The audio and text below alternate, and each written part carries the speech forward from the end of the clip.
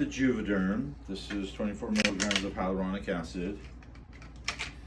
Something to always remember is when you put the Juvederm needle on the Juvederm syringe, make sure it's tight, very tight. Cinch.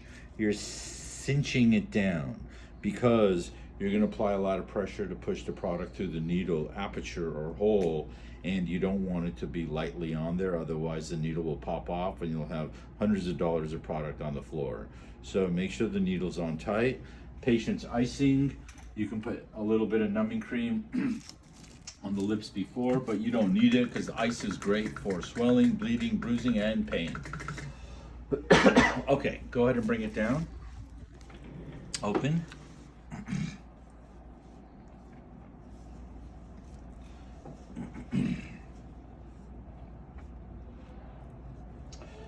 So like I said, this bottom part is rounder, very common. Most people's upper lip is a little regressed than the lower lip. So let's start by doing the smaller and flatter side, which is the right upper side.